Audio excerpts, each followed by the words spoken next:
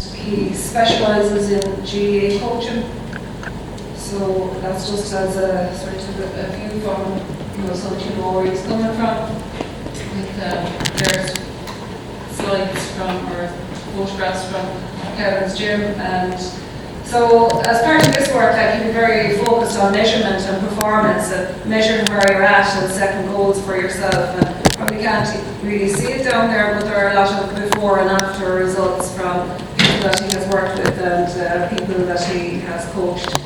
His specialisation really, I suppose, is GAA coaching or coaching of GAA players. So just to give you a shot there, this is a team that Kevin has managed for the last 4 years. So he came there as a very young manager, so this will be one of the maybe top 4 or 5 senior clubs in Mayo, and Kevin came there and took over that team.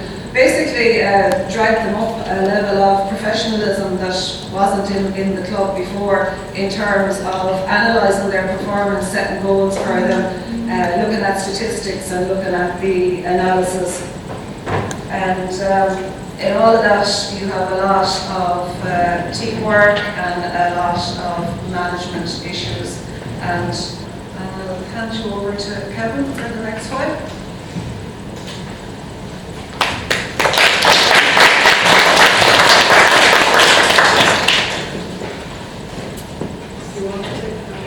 Thanks very much. So I'm very nervous, obviously. It's my first time doing anything like this, so I'm definitely no stranger to talking in front of crowds. I've been talking to groups in my gym and football teams for the last 8 years, numerous times every week. So talking in front of a crowd is nothing new to me, but talking, it's normally something to do with physical development or sports development. So I know you're all looking at making progress and how to keep constantly improving and what mindset you need to constantly improve.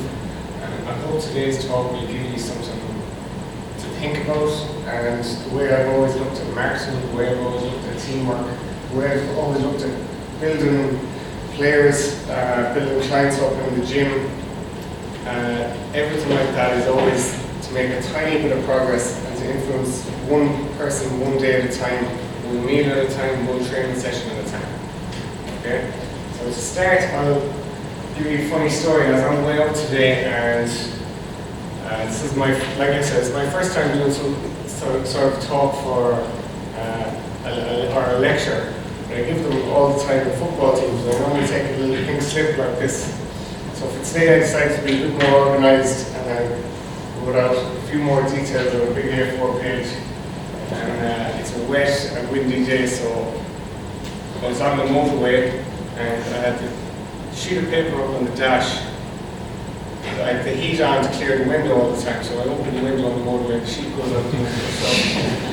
So that was a great start to the day. So I'm back to being more authentic and back to what I do with the football team, with a small little pink sheet of paper. So with what you see up here is one of my favourite stories. I like to teach and I like to coach all the time through stories, as statistics and PowerPoints, stuff like that, while they have their place, they can be very boring and they struggle to capture the imagination of human beings. Have always learned by stories, and they've always been engaged by stories. No matter how pretty we can make pie charts look, essentially when you're trying to develop someone or you're trying to develop a team, you're trying to capture imagination. And stats and figures tend not to capture imagination. Stories tend to. So I'll try and give today's talk through a few of my favourite stories that I use to engage. So if you could think of the stats and the figures and the technology that you use, what we use in Gaelic football is something like that whiteboard, and we move around and play the X's and O's and give the tactics that way.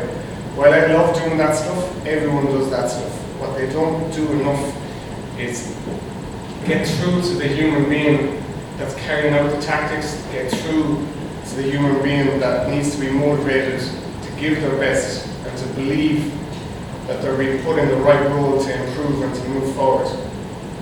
Okay? Because essentially that's all we ever want, is to move forward a tiny bit at a time and to keep overreaching a tiny bit at a time all the time. So one of my favorite stories is David and Goliath that I use all the time. It's a model for life. So I'm sure you've all heard about David and Goliath.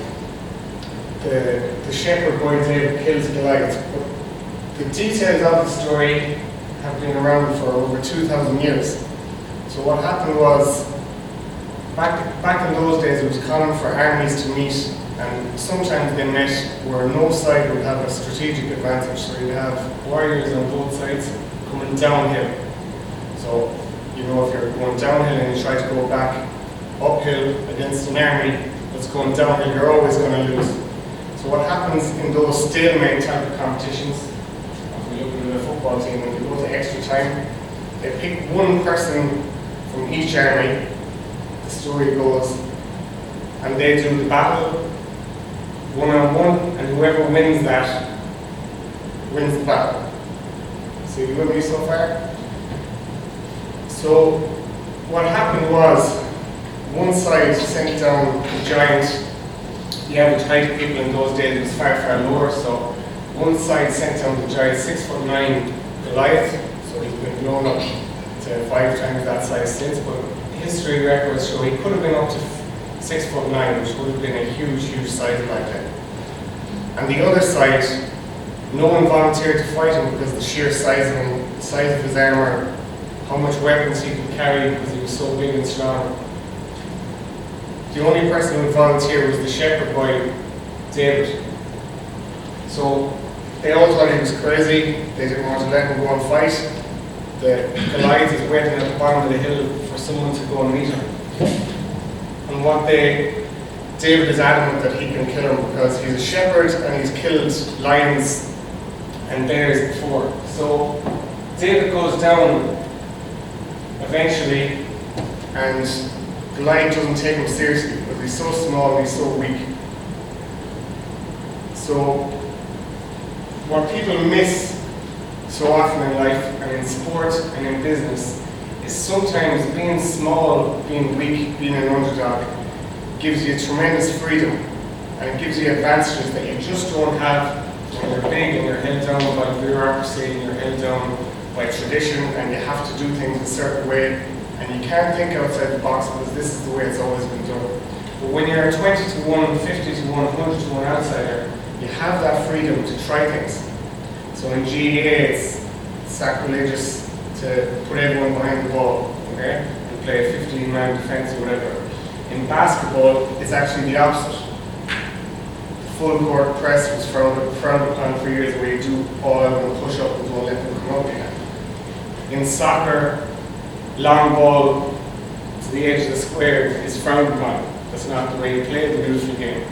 In Gaelic, it's the opposite. They want you kicking long balls to the edge of the square. So what I'm getting at here is just tradition often holds you back. So Goliath is waiting for his opponent that he's fully confident he's going to beat at the bottom of the hill. The shepherd boy comes with a slingshot. And back in those days, the Romans had specific tools for picking stones out of warriors' bodies. The slingshots were so strong. So even though he's only 13 or 14 years old, about 9 stone compared to someone who's 6'9" and hugely built, that's his biggest advantage. They try and give him armor, he won't take any armor because you only slow him down. So all the advantages of the giant are everything that would hold back the shepherd boy. He goes with a stone, hits him across the head, and then cuts off his head and he wins. So often with teams, when you're trying to work together with numerous people, the biggest obstacle is they look at all the strengths of the opposition and they just cannot see past what's holding them back. They just can't see past. They can look at strengths of the opposition, strengths of the opposition, strengths of the opposition. But in any sport, if you want to win, and inevitably you're going to meet teams that are playing at a different level to you, that are far, far better than you, that have maybe more numbers, maybe more finance, maybe just all the advantages that you typically, that could be exactly what's holding them back. Okay, so what I like to think in those situations is, let's get everything done on our terms.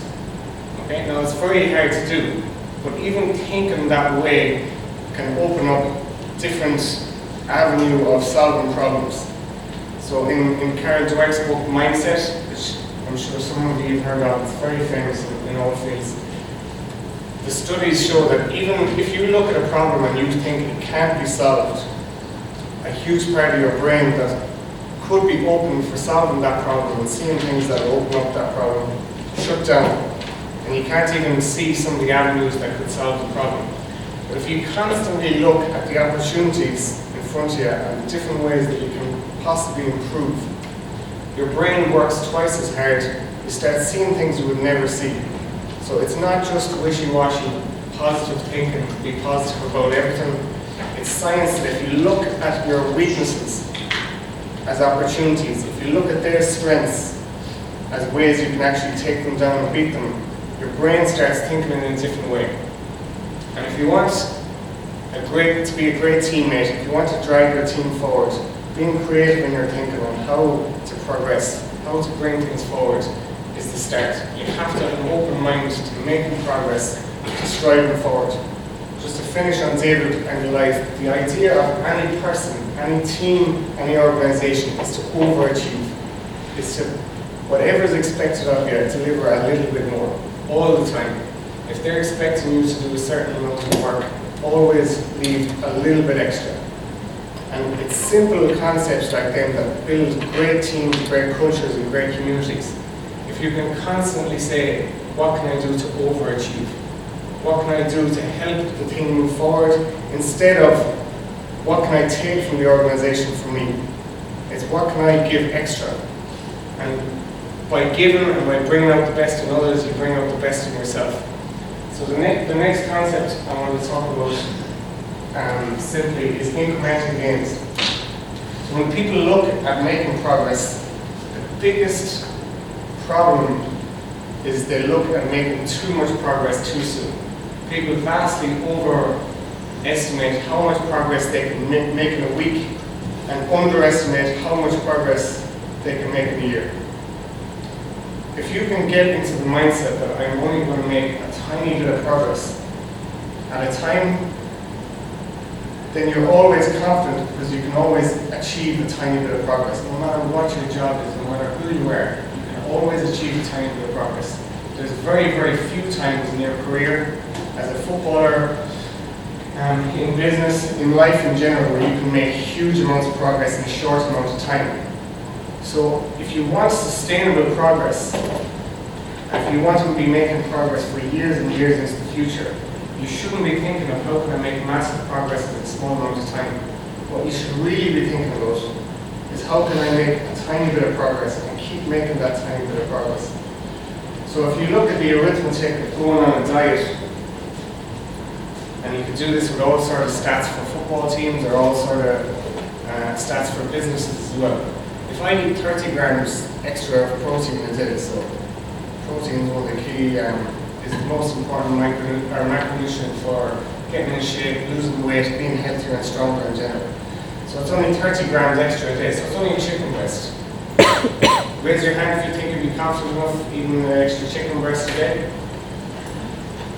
Okay, so it's only a tiny little bit of progress. And I think one chicken breast, it's not going to make that much of a difference. But if you look at 30 grams extra of protein, multiply by 7 days in the week, it's 210 grams a week. So we'll say 200 grams a week. Multiply by 4 weeks in the month, it's 800 extra grams. And then over 5 months, it's 4,000 extra grams of protein. So when people look at making progress, they're looking for how do I get the 4,000 grams in the one day or in the 1 week. When what they really need to do is focus on how do I make the smallest change possible that's sustainable, that I can probably stick to. And if you're trying to make positive change in any team or any organization, you don't want to bring in 10 new positive behaviors at once. Or you don't want to bring in one positive behavior and massively change it overnight. You're trying to change culture bit by bit, brick by brick. And what you'll often find is if you add up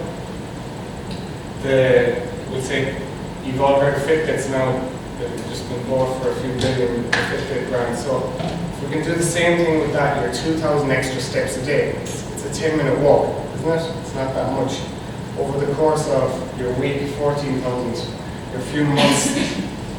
Well, in 5 months, you're looking at probably 2 or 3 extra marathons just by a 10-minute walk a day. Okay, so if we can use that example, that don't try and make huge amounts of progress overnight. In fact, huge amounts of progress overnight often lead to a downward spiral straight away afterwards. Because what happens is it goes to people's heads, I've made so much progress, I'm a genius, everything I do is going to work.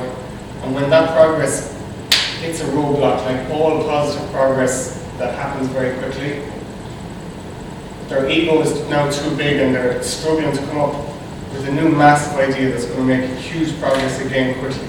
And what you want is someone who just keep plugging away, doing little bits at a time, and that's trying to affect everyone around them to just walk 2,000 extra steps a day, to eat a tiny little bit of extra protein a day, or to make 2 or 3 more tackles. The last thing on the progress will be the 80-20. Pareto's law. I don't know if any of you heard of that before. So, in any organization with Athlone, the most important thing, if you're looking for a goal, if you're looking for something to work on, is to find the 20% of things that give you 80% of the results. So, in football, you'd be shocked at what happens to a football team that just focus on not giving the ball away and increasing their tackle count by a few tackles. Those 2 things alone will lead to so much positive change. So if you're smart enough to be objective, look at the thing globally instead of locally, see everything that's in front of you, everything that's involved in the organization, or maybe you don't need even to look at everything involved in the organization. If you see everything that's involved in your small team of 5 or 6 individuals, whatever it might be, and then you can say, well, we could focus on these 10 different things, but if we focus on these 1 or 2, that's where all the progress is made. And often, if you identify correctly those 1 or 2 things that bring the progress, they drag everything else up with them. And if you can identify that, if you can be smart enough and non-biased enough and leave your ego at the side and focus on the things that actually matter instead of the things that you like working on and you've been given, you've been told you're in charge of, you can move that to one side. It's a shocker how much progress you can make in a small period of time. So tiny progress in the things that actually matter. My next slide is leadership. One of my favorite topics. So I try and go through my life and I'll be directed mainly by 3 objectives. Curiosity, creativity and leadership. I try and foster the 3 of them all the time.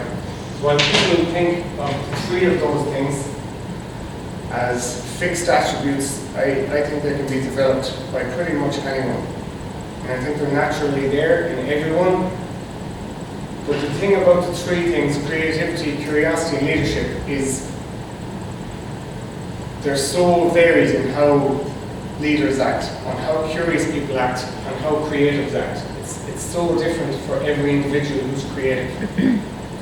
So with leadership styles and management styles, you can have someone in football, I suppose we could say, your Pep Guardiola type versus your Klopp versus your Mourinho versus your Alex Ferguson.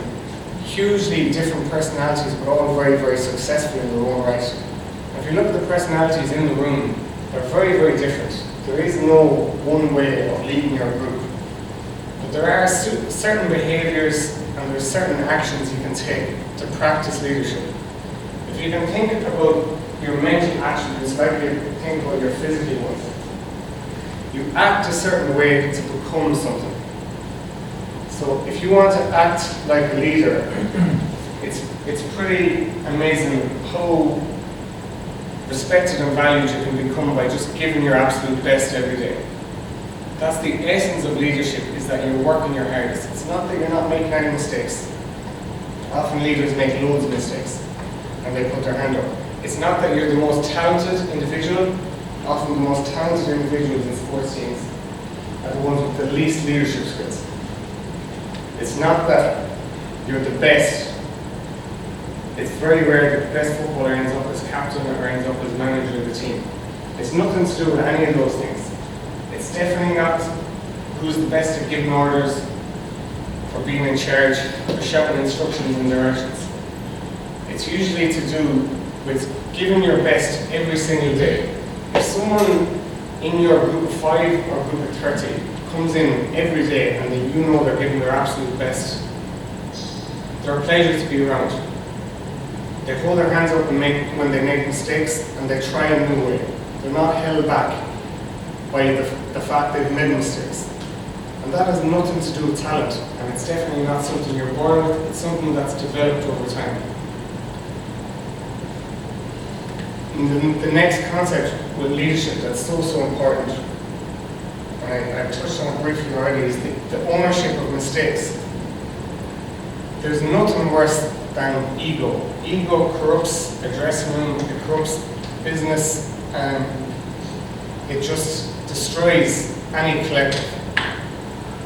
Where someone can't accept they're making mistakes.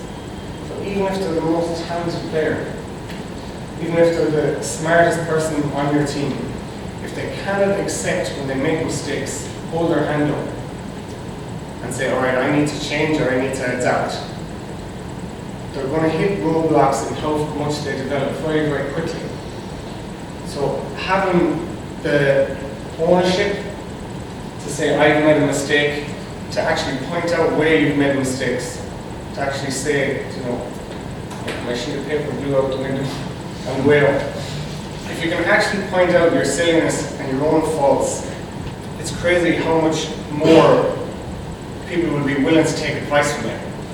People do not want to take advice from someone who thinks they're better than everyone else or admit their mistakes. And the last thing, a leader lets people come up with ideas. Okay? If you're in charge of a group, and it's not about titles, it's not about being the manager. You can be a leader in any role from the very bottom to the very top. If you're in charge of someone, and they come to you, and they know their job better, their job might be less important than yours, doesn't matter, but they know their job better than you because they spend all their time doing it all the time. They come to you and they say, I think we should solve the problem this way. Let them. Let them. Because someone who comes to you with a suggestion or an idea, and you say, you know that better than me, and you let them carry it out to the best of their ability, it's worth 10 times more to any organization. So let them go and try that out, see does it work, than you trying to hand out, come up with all the answers and have a God complex all the time. So normally, one of the best things you can do with a football player is then come to you and say, I'd really like to be tried in this position. You go and try them in that position. Their motivation is true. If they want to make it a success. Okay? But what's the problem with most leaders is they're too authoritarian and they don't want to give that bit of responsibility to someone else. They want to hold on to power. Often the best leaders are the ones who give as much power as possible and away as possible, and they let the team come up with answers so that at the end of the season the team nearly thinks that we didn't even need a manager in the first place. Okay? That you're easily replaced in the heads of the people you're leading. If they're looking at you for constant instruction and constant guidance, you haven't got individual thinkers in front of you. You have sheep. And sheep, once the game plan stops working, are no good. They'll all go hiding, they'll all go pointing back. Well, you said to do this. Okay? If you've given them the authority to carry something out themselves, when it starts going wrong, the resolve toughens and they want to make it work even more. Because they've come up with a suggestion and they've come up with a solution to the problem themselves. Finally, it might be an unusual one, but I think it's very important and very underrated in any organization or any team is forgiveness and trust. So in my opinion, both terms are some of the most misunderstood terms in the English language. Trust and forgiveness. So people have an opinion. Well, first of all, it doesn't matter if it's in your intimate relationships, your family relationships, your work relationships, your sports relationships. Someone is going to screw you over. Okay? It's happened to you already, and it's going to keep happening to you again. They're going to let you down. Someone you put a lot of time into, someone you put a lot of money into, someone you trust a lot is going to stab you in the back. It's happened all the time. And what holds people back more than anything is they don't forgive. The object isn't with forgiveness, isn't to give them a free rein to do whatever they want to do again. It's not to be naive. It's not to allow yourself to get into the same situation again. You forgive someone else for yourself. Because bitterness and resentment is what is bred by people who don't forgive people who screw them over. And bitterness and resentment are things that harm the vessel they're stored in far more than whatever they're poured on. Okay, if you can look at bitterness and resentment that way. And over time, I'll speak for men. Most men who age, they get more bitter and more resentful, and they look at everyone around them as he's only there because of who he's related to. He's only there because his family members is the boss. He's only there because he loves money, he loves power, and he's just willing to, lick arse to get jobs. He's only there to do whatever else it takes to get forward. And the problem with those type of answers is they're always half true. People do get jobs who they're related to. People do get roles because who they're friends with.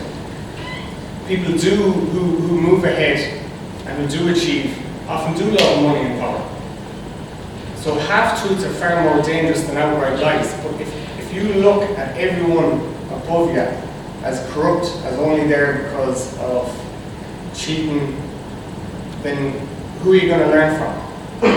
You're going to get screwed over. But also, the more times you're going to see the positive change in others and the positive effects you have on other people. Okay? And remember what we said in the leadership in the last slide. By bringing out the best in others, I bring out the best in myself. You're not going to be able to bring out the best in others if you don't trust anyone. And you're not going to be able to trust without forgiveness.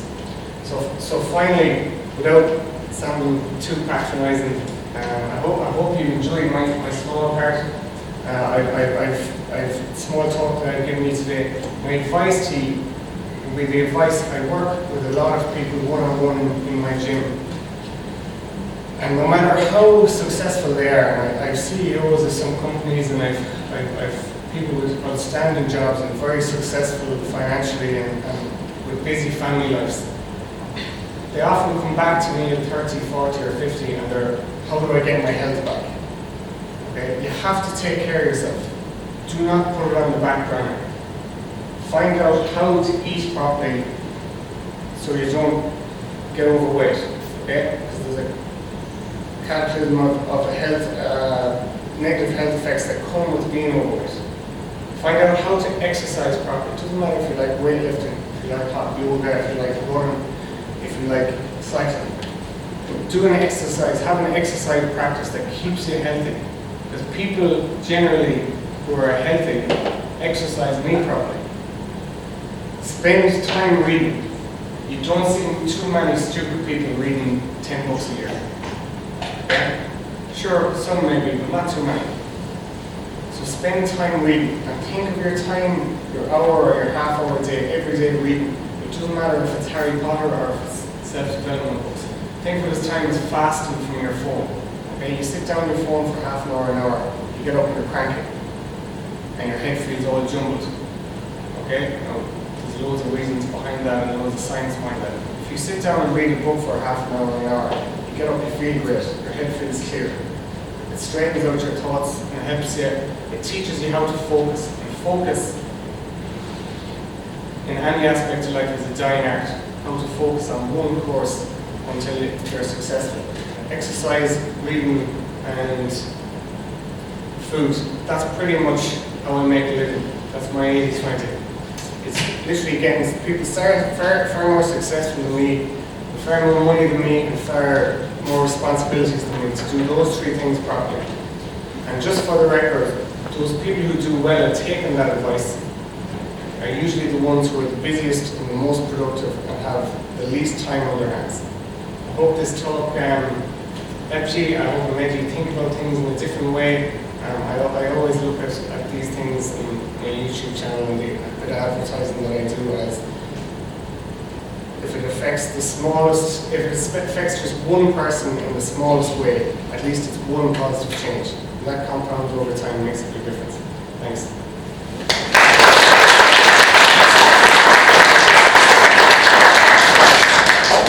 You can all agree. Thanks very much to Kevin. It's given us a lot of food for thought, more ways than one. Excellent talk, so thank you, Kevin. And I'd like to ask Daniel to make a small presentation on behalf of the class.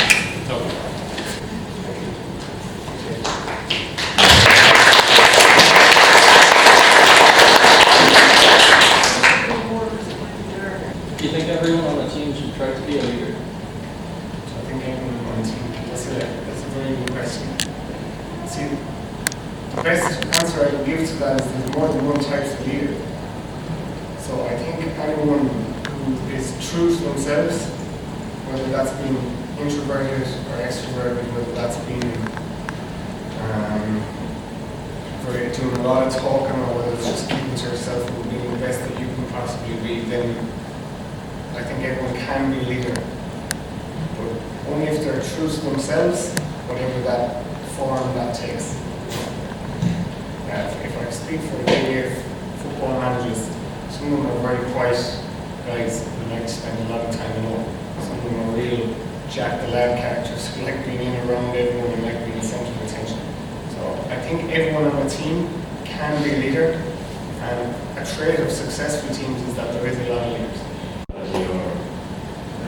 don't understand, I'm not improving my play as fast as others around me, and I get frustrated. What single tips would you give to Deal with frustration? Yeah, to, in work life or in sport life? Okay. Well, That's what getting done by this. That's a good question. So, if you're dealing with a county panel, everyone's already successful to get on the panel. Okay? If you're dealing with something like this is Masters, isn't it? Everyone's already intelligent to be here in the first place. Now, sometimes people just aren't able for the roles they're given. It's like, put me on the Chicago Bulls team, I'm just not able to do slam dunks. Doing like do good, no matter how hard I work. Okay? But if you're already picked on a county panel or in a business, you've already achieved prerequisites that say that you're good enough, or you have the IQ, or you have the physical potential to develop and to be a successful part of a team. I would say the best thing you can do if you're dealing with anxiety about not making progress quick enough would be to slow everything right down, to do the 80-20 analysis and just look at your next day. How do I make progress tomorrow? I think a foolish thing that a lot of managers do is they say, oh yeah, this is my 3-year plan. If you have a bad year 1, it's out the window. Okay? You don't get a year 2 if you have a bad year 1. If you're going into a job, it's different if it's the public versus private sector. But if you're going into a job and you don't perform, you guys aren't going to get a year 2. So what you need to do is, how do I make the tiniest bit of progress tomorrow? And tiny progress is always achievable. What stops people from making progress, they try and make too much progress in a short period of time. They can't make it and they say, oh, to hell with this, I can't make any progress. No, you can. You're just turning your nose up and making tiny bits of progress at a time. You also have, on the same point, you have to realize that some days, or some months, you work and you work and you work, and you're just pushing that boulder up the hill, and it's going slow and slow, and you're just working and working and working, and frustration creeps in then because the progress isn't happening fast enough. Then other days, the boulder is just rolling down the hill. I've had this as a manager, like, no matter what you do, it's the right move. everything's just going right, and you think you're a genius. That's why having control of your ego is so important. Because when you're on top of the world and everything's going well, and we've all had periods like that, whether we're studying or in work, you can't let it go to your head and say, sure, everything I do, I'm a genius. Okay? And then when things are going wrong, you can't, you have to have enough self-confidence that, okay, things aren't going the way they should be, but I know that if I keep plugging away, no matter how slow the progress is, eventually you'll gather momentum. And that's, 1 plus 1 a lot of the times doesn't equal 2, it equals 3. It compounds that way. I just have one quick question. So, like, in most teams, there's often people who are externally perceived as really talented, whether it's a sport or whether it's in the classroom, right? And sometimes, I'm not sure my question is about how can we kind of help to motivate them to try and achieve more. Like there's one guy in my club now, right? He's on our club team, right? But some days you see him playing, and he actually should be down in his common team, this kind of thing, right? And you might say to him, and he'd look at you as if you had two heads. It's nearly as if he's quite content to be coming on, quite content to be nearly there. Yeah. But maybe he doesn't realise that what he could be. Yeah, absolutely. So with any team, alright, so with any football team, you have the fella who's like, he's minding his hamstring all the time, and every time he plays bad, he's like, oh jeez. And then you have the fella who goes through iron, you're just like, you go to him after the game, he's like, yeah, I got a dead leg and I broke a finger, and you're like, why didn't you tell me during the game? He just says nothing. And then you have the other personality who just won't shut up. And then you have another personality, and you're trying to bring these personalities together. And the strength of any team isn't in their similarities, it's in their differences. Because you need different roles and different personalities to do different jobs. So with someone who's very talented, the problem a lot of the time is they got told they're talented all the time, over and over again as they grow up. So if you've been told, the book Mindset is all about this. It's a fantastic book, which we everyone recommend from Professor of Psychology at Stanford, Dweck, and it's actually very simple, it's a very straightforward book, very anecdotal stories. But if you're being told you're good all the time, without trying, so we'll say the strongest player on the team who's very good, normally at underage, so he ran straight down the pitch, scored loads of goals, right? You go up to senior, or you go up to the more important roles in any business, the more they require teamwork. You can't just storm through on your own and be successful. You require working as a team. So what he perceived as all the time was these weaker fellas who used the team more around them as they grew up.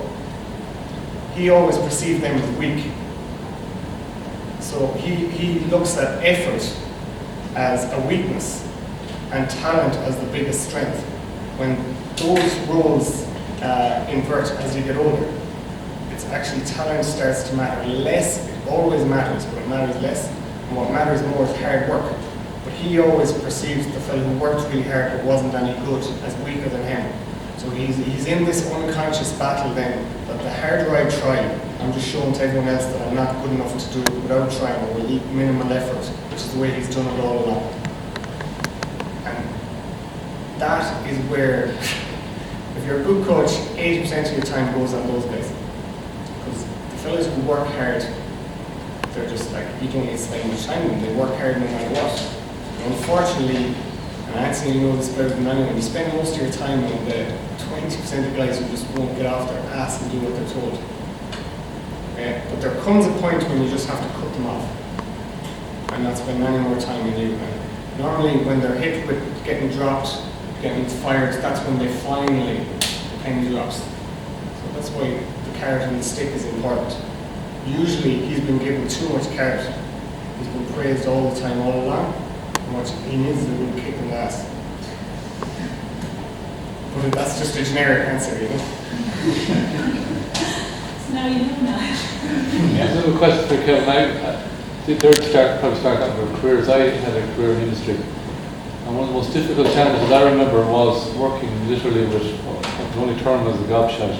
He frustrated me to death. He was, He came onto the team and spent a whole morning explaining how things worked, but it just, I don't know. It culminated, I was trying to figure out how am I going to deal with this, how am I going to, you know, like, if you had any advice to, because they're going to need more than I do now. Yeah. So, But it culminated with him going off on holidays. He put a piece of software in place, and shit hit the fan Monday morning. It wasn't working, and who got the call to come in and fire engine the whole thing, sort it all out. But I remember when he came back from his holidays, he wasn't he was backside of the seat, and the manager was down to him. Where was he doing? What's next now? So he got his message fairly quick. That was what how my manager dealt with it anyway. Excuse me. So it's part of life dealing with people like that. You know, like the object should never be. So what I like to say is King Lear in the storm. Did you do King Lear? What do you think? I did, yeah. So it's all his own fault because he doesn't deal with his problems or his ego gets in the way. Next thing the storm comes, like, oh my God, I can't believe everyone did that. Okay, so that you should be the opposite of King Lear. What you should be looking to do. So it's another story. The story is always captured people in it. What you should do is expect people to screw you over, lie to you, be lazy, all that stuff. What you need to develop is a toolwork to deal with these people, because you're not a good manager or a good leader based on how you deal with the hard workers. Everyone can deal with, you know, everyone can deal with the guy who shows up in good attitude every day and works his hardest. And you want to foster a culture that he can thrive, because he's an honest guy and he deserves an environment where he can thrive. And most of the time you achieve that by keeping people like that guy in line and making sure they take responsibility and accountability for their own failures and their own mistakes. That's the essence of leadership, really. But the real key with a situation like that is communication. And communication is both ways. People forget to listen. So communication is both ways. You have to listen to him. And usually, if you listen to him and you let him talk himself out, and you actually listen, he'll tell you something that he wants, right? Then you have it. Because if he tells you something that he wants, you can, I'm going to use the word manipulate, but you can manipulate him in a way that, okay, I'll give you that, I'll move you towards that direction, provided you do your job, do your job properly. But like, you have to listen to him. What most people do when they're faced with this, she's really difficult. She just won't listen. Often it's you that won't listen to her. If you listen to her, she can tell you what she wants. And at this day and age, people who like really listen to you and make eye contact with you and hear what you're saying, and 80% of communication is non-verbal. Different body postures tell you different things. People won't tell you the full truth verbally, they'll tell you the full truth physically and in their actions. So if you can really listen to someone, you can really see through them. Often you can get through something that they want, and if you can help someone achieve something that they want, they have. Whether that's a position on a sports team, whether that's a bonus, whether that's whatever it is. If you really listen, you can get through to even the most difficult cases. You can get through to them and help them, and then they'll screw you over again. You have to start from square one again. But in general, when you help someone get what they want, and you're the person who finally listens to them when everyone else has written them off, that fella, don't go near that fella, it's a waste of time. If you're the person that finally does that, you end up building stronger team bonds and creating more loyalty. Follow up to Sean's question. If you're new and you're going into a team, fresh fish in the pond, and you end up having users or massive object on the team, you don't want to be the one to cause ripples in the pond because that makes you look bad. You do. How would you deal with that? You do want to be the one. You do want to be the one. Leadership is causing ripples in the pond. Even if you're at the same level in your new experience. Leadership has nothing to do with titles.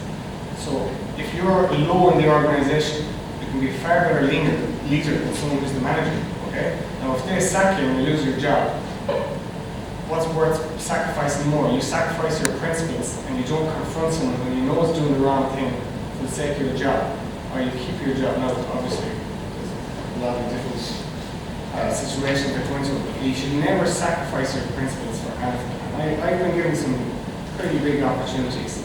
And I knew I wasn't going to be able to implement things on my terms, so I just couldn't take them less. And that's what most people aren't willing to do. They'll sell their soul before they'll, give up a title or give up a certain wage or money. Like, you have to play the long game. You have to play the tiny bit of progress over years, because you end up, back to stories again. The tortoise and the hare. It's an ancient story, isn't it? Why is it an ancient story? Why does it strike such? Why does it get into the psyche so much? It's so true. The person who goes slow and steady always ends up passing out the hare. Okay, so that's a long-winded answer to your question. But if we can look at, should I say something when no one else is going to say something? Yes. Okay, and 9 times out of 10, I will tell you as well. What's your name? Sure. 9 times out of 10, it's a very good question. I will tell you, the confrontation isn't as bad as you think. Sometimes it is, and 9 times out of 10, if he's a bully, he'll actually compromise a bit. The bullies back down once they're stood up to it. If he's lazy, he'll actually start doing a bit more work. Because the problem with lazy people is like you don't communicate clearly enough, or you're not straight enough with them. So honesty is always the best policy in that.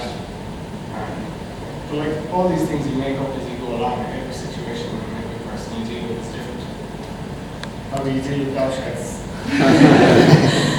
It's the title of the talk. You left the section, actually, so that. On that, don't take it personally.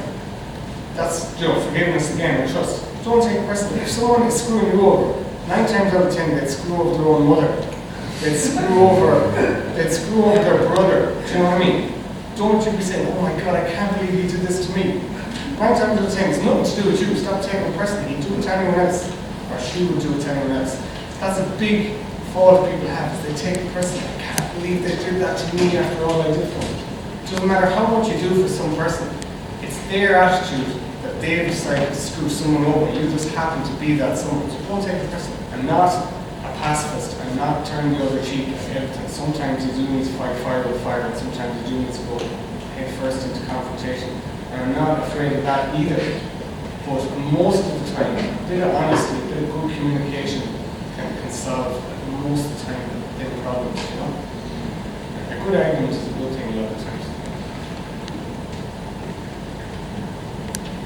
Just with the game of football, are you more of a believer in the 10,000 hours principle or in talent when it comes to skill? Both. So talent matters. It's like me in the NBA. It's just not going to happen. Unfortunately, no matter what I do. So you have to have a certain amount of talent. When you go into any county panel, you're looking at the genetic cream of the crop. You're looking at the fellows who were born with super pace or above average athletic ability. Okay?